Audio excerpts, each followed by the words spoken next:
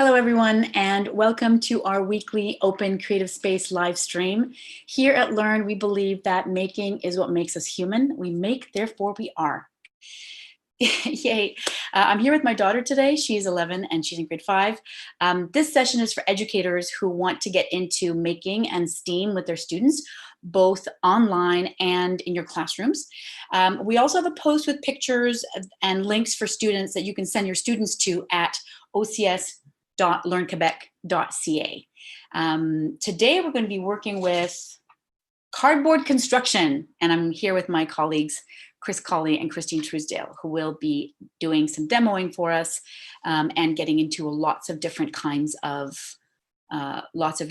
techniques and cool things to do. So one of the questions that we have that we answer every week is why? Why do we believe in making? Why do we do this every week? Well, first of all, making is playful and inventive for people of all ages. So that's true for grown-ups, it's true for kids. Ideas lead to other ideas, and making allows us to see materials in a different way. We've talked about materials in the past. We're going to be looking at materials today. When you're making, you're often confronted with a bunch of problems, and it leads to a diversity in solutions. So there's not just one best way of doing something. There are a lot of different ways. There's lots of collaboration for sure. And I know that at a distance, it's more difficult for kids to collaborate together, but certainly family members can collaborate together. And this idea of tinkering and messing around, it normalizes failure. You have to fail in order to move forward. And the failures that you get when you're making don't make you feel bad. They're just like, oh, that happened. Now we're moving on. So this week we're going to be exploring cardboard as a material. And also we're going to be going into the techniques. Where's our techniques thing? Yeah. We're going to be going into the techniques that can be deployed when working with it. So the subjects covered today in terms of our curriculum, in terms of the content and processes of our curricula, we're going to be looking at science and technology, visual arts, as well as the languages. All right, so the first person we're going to go to is Christine, and she will be sharing some books with us today. Over to you, Christine. So hi, everyone. We often like to start a project or an activity with a book. So I'm going to show you 3 different books today that have some type of reference to cardboard. And the reason we use books sometimes is as a stimulus for creation, so for getting ideas. So this book we love, Not a Box, by Antoinette Portis. Why? Because it gets you in the mindset of transformation. So something's a box, it's got a purpose to put stuff in, but let's imagine that maybe it's not a box. Maybe it does something else. So I'm not going to read the book to you, but I'm going to show you some of the illustrations. And this can be used with young kids, but not necessarily young kids either, just as a way to get things kickstarted. So what could cardboard be used as?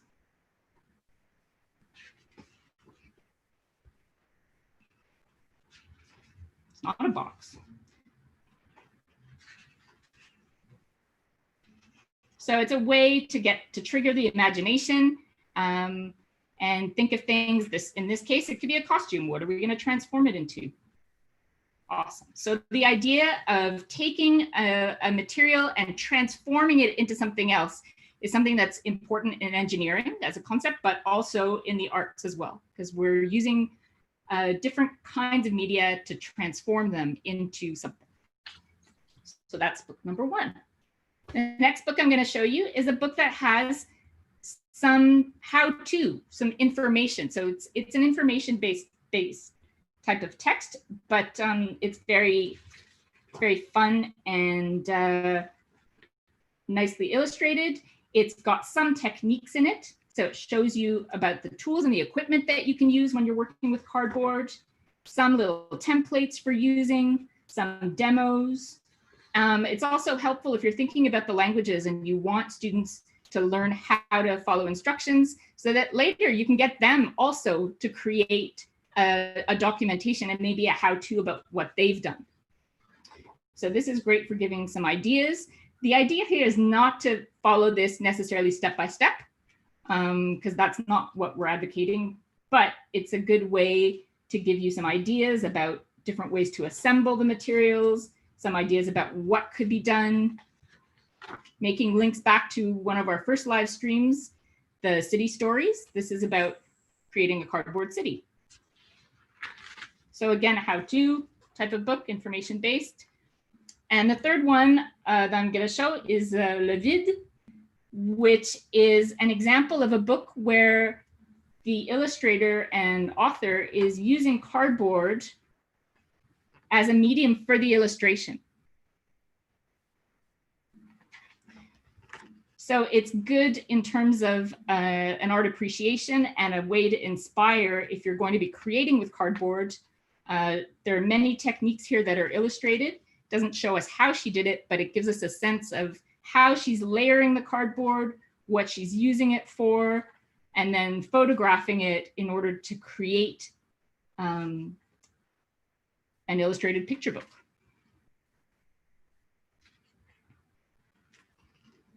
All kinds of different ways to manipulate the materials, and it's a great starting point. Now, we're not looking at the text here necessarily for the story, we're looking at it for the medium, but in the languages, you can certainly make that connection in terms of the different layers that are involved in the text and how she's manipulated the material in order to tell her story. And I think I'm gonna segue back to Sylvia now. Thanks, Christine, that was great. So we love to use books when we are with kids. We find that they're both inspiring as the content is inspiring, but also usually the way that they're put together is inspiring. The second book, the cardboard book, I think it was called, that had a lot of beautiful instructions, but the instructions were, so you had writing, so you had your ELA or Français langue seconde, you had your instructions, but you also had illustrations of various kinds, sometimes using cardboard. And those texts are also remind us that literacy is not just about the words that you use. It's the whole package. What goes around with it? What are the illustrations? And when you can sort of latch on to something that you like doing, you're more likely to invest more in the things that you have more trouble doing. Like maybe you're struggling with literacy, but when you're making something beautiful, your literacy starts to flow because those things go together.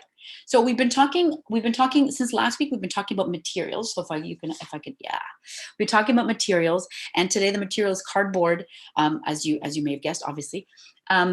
And cardboard is plentiful these days. People are ordering stuff. You have cardboard in your homes. You have cardboard at school. Stuff comes in boxes. We often just recycle it. But now we find out that it's not going to the recycling anymore. There's issues with it.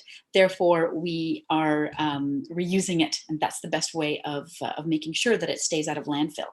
And my daughter and I, who's sitting next to me, we made a box, and it's a very cool box. It's got some stuff going on inside that's very exciting. And we're going to talk to you about it later, how we made this and some of the problems that we encountered and the problems that we solved together, right?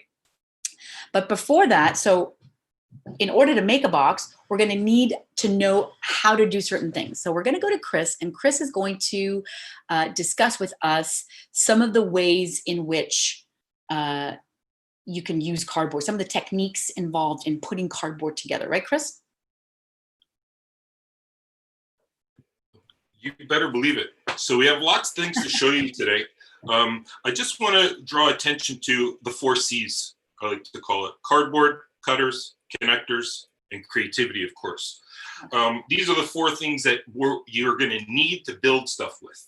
And let's look at a couple of these things to start here. So the cardboard itself, as Sylvia alluded to, we get lots of cardboard all over the place. Now, there's a couple of kinds of cardboard I wanted to draw attention to. You have single wall. This is actually official terms because one of my friends works for a cardboard company. And you can see it has a single wall, right? Thus, a little less, it's more malleable. You can manipulate it a little bit more. And then we have the double wall. And the double wall is a double wall, which makes it much more secure and stable. So if you're looking for structural strength, double wall is the way to go. All right, so keep those in mind, the single wall and the double wall, and make sure you tell Chris told you about these 2 terms because they're pretty cool. Your students will be like, seriously? Double wall, single wall? Wow.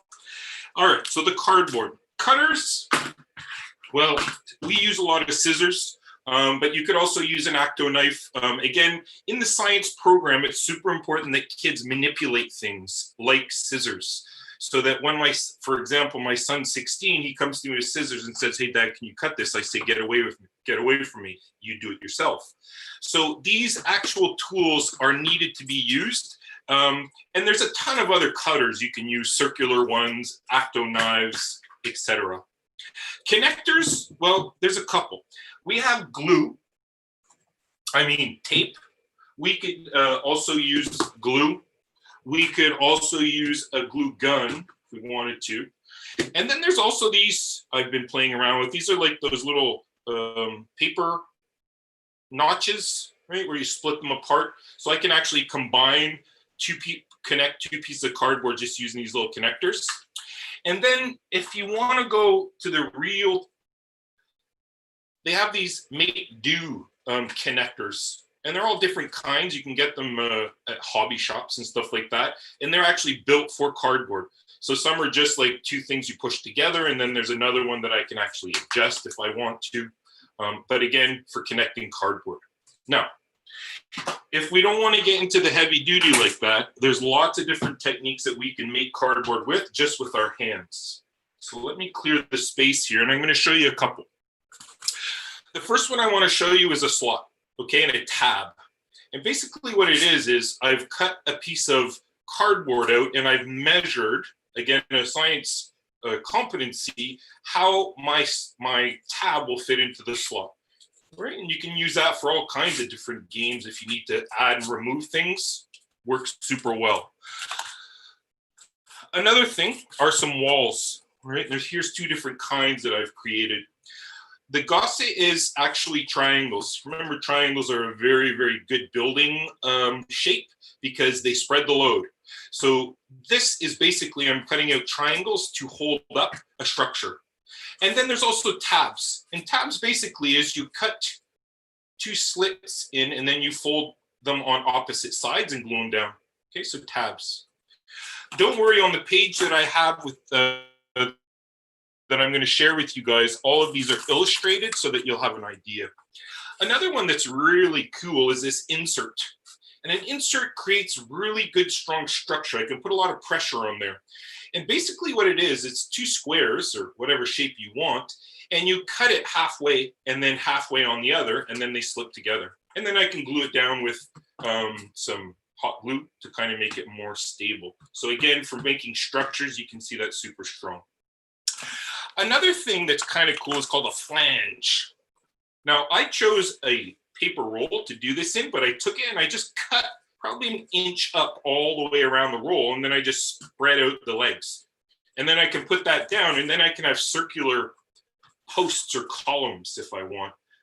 This is cool if you're making games and stuff, because oftentimes like balls or ping pong balls, marbles and stuff could be something that lands in here as an end result to a game. So the flange is pretty cool. I could do this cardboard as well, right? I don't have to use the toilet paper roll, but it works super well. Another thing, I showed you that connector before, and this is where I can actually make a hole and then some kind of circular thing. And you can see on the back, I just splice it out.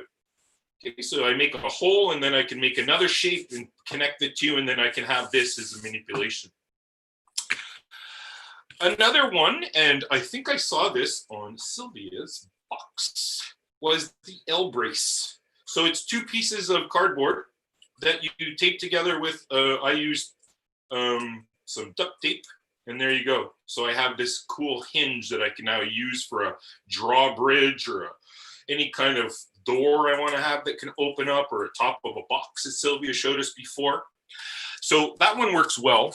If you want to have something a little bit more interesting, you could get, kind of looks more like a book. I just use some pipe cleaners, punch some holes through, and then again, I can get this kind of L-shaped thing going.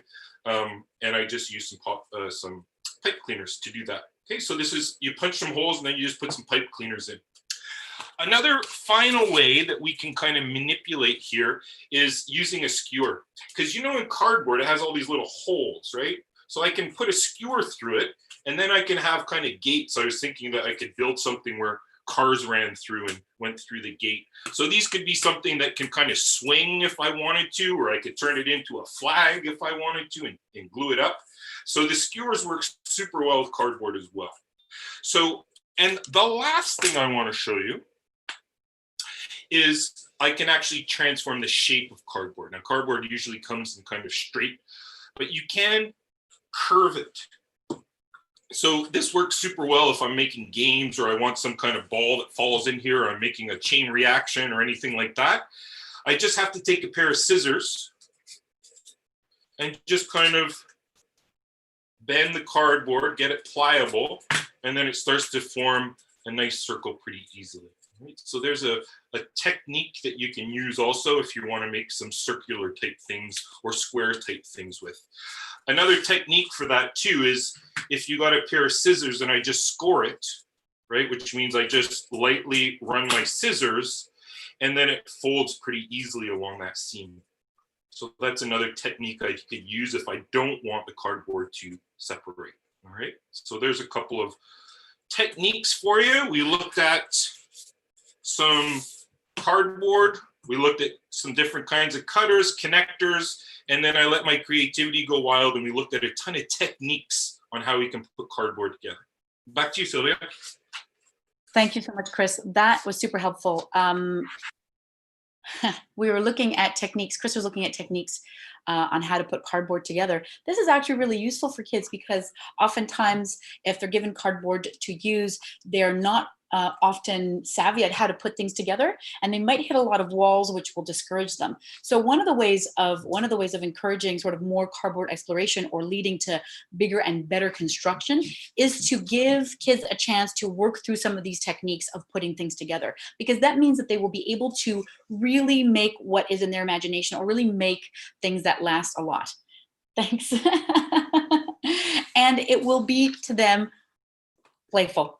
They'll be engaging in play. It'll feel like play. So one way to do this is to have all of the different ways that that Chris showed us illustrated on one big place on a wall in your classroom, and you can actually have different kids make different ones. So you have the examples made by everyone, but every kid only makes one. But then it can utilize all of them that are made by the different kids. And you sort of have like a wall of techniques in your classroom. When we were making this together, when we were making this together, this used a lot of hot glue, and we made it from a video. So we watched a video, and the video had no instructions, just they just showed the steps. And so there are lots of things that we didn't know and had to figure out. Like, for example, how big do you cut the pieces? How do you make a box? How do you make a rectangular prism? No, that's why. That's okay, we don't have one. How do you make a rectangular prism? So we had to figure out, we had to use our ruler. Like last week we talked about using tools. We had to use our ruler, right? We had to measure. We had to figure out how to make this the same size as this, and this the same size as this, and this the same size as this. And this is after, in grade 5, having done solids for like 3 years now, right? So the transfer between the theoretical math to the practical math only happens in practice. So none of the theory that Editha did in her math classes prepared her to actually do this, right? Still had to figure it out. So the earlier we do this, with kids, the better they can integrate these concepts of math and science into making. So we're gonna now go to, so we've talked a lot about science and tech. We also have visual arts where cardboard can be used as a medium itself. There's lots of stuff in visual arts that can go with this. And we're going to be looking at, Christine's going to show us more how to do that and how to make something that's quite beautiful using cardboard. So over to you, Christine.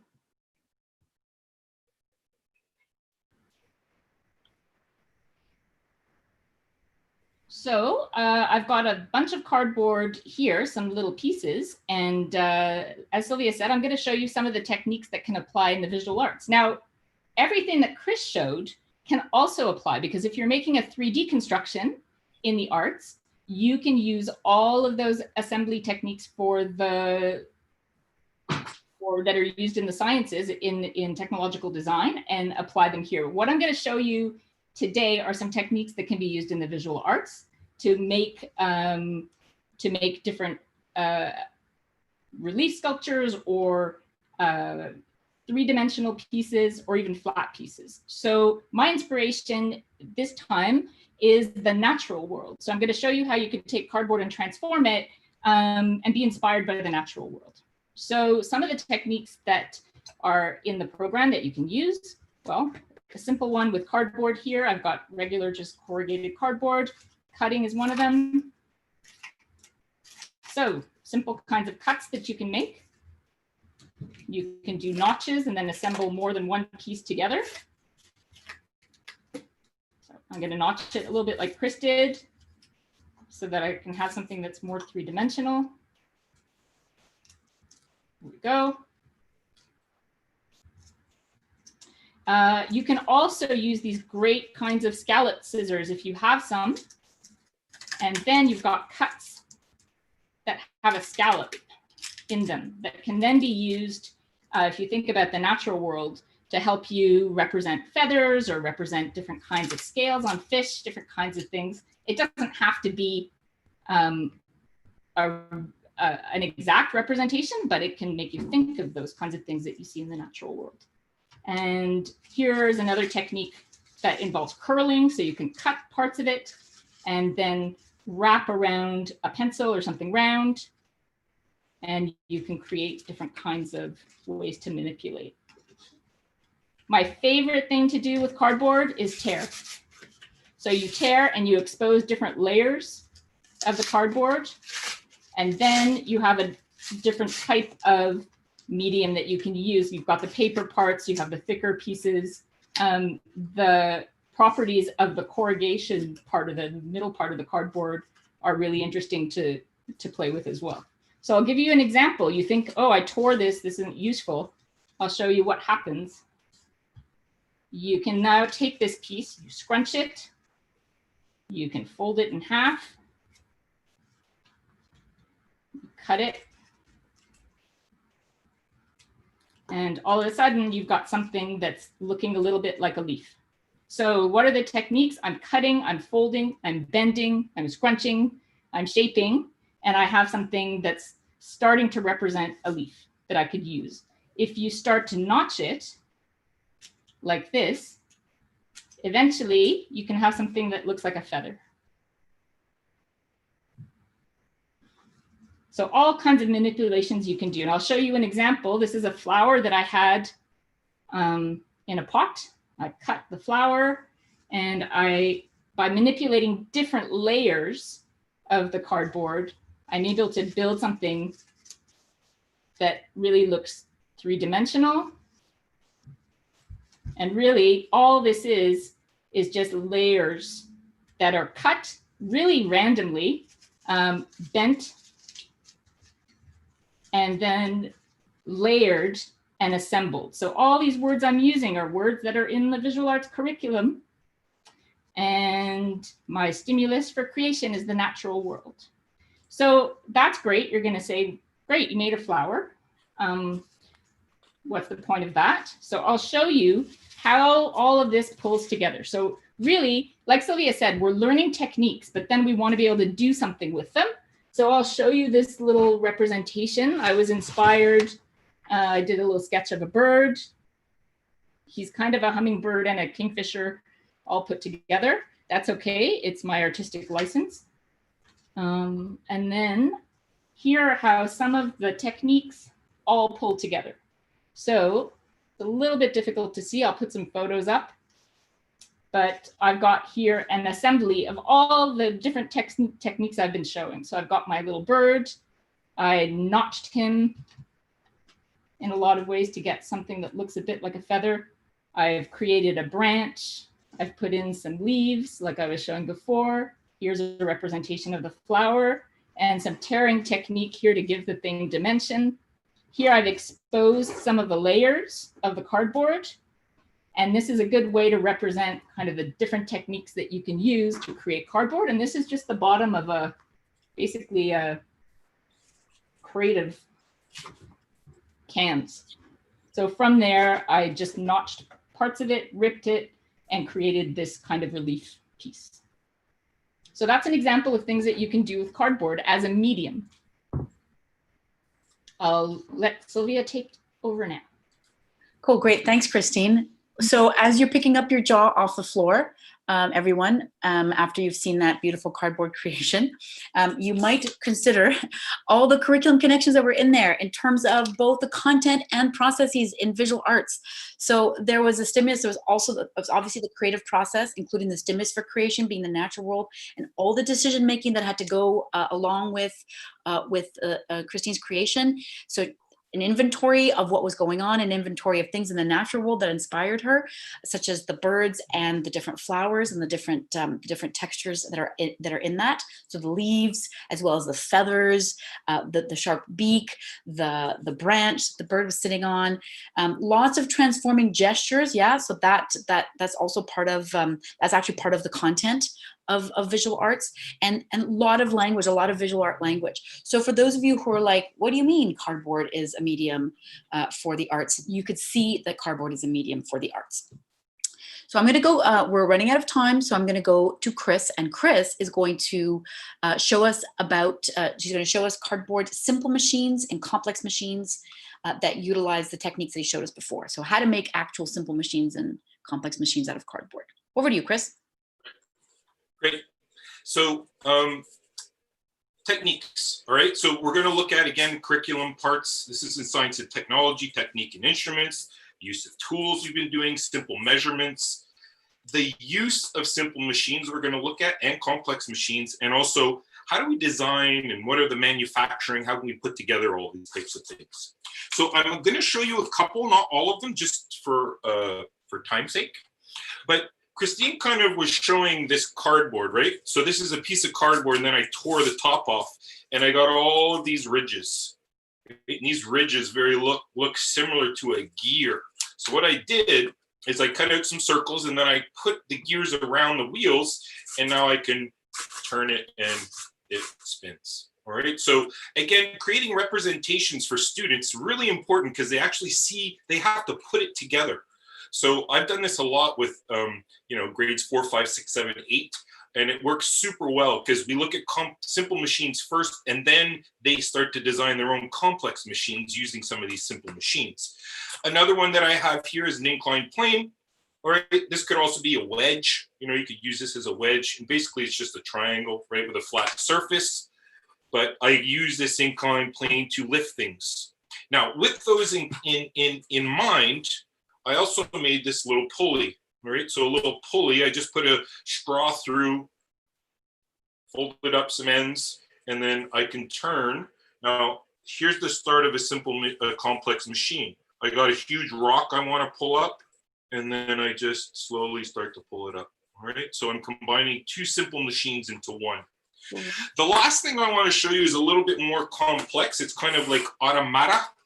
And again, I'm using simple machines to create something that's more complex. And basically what you have in here is a cam. A cam is an offset circle, right? So it's not in the center. And then I have a pusher right here that touches on the circle.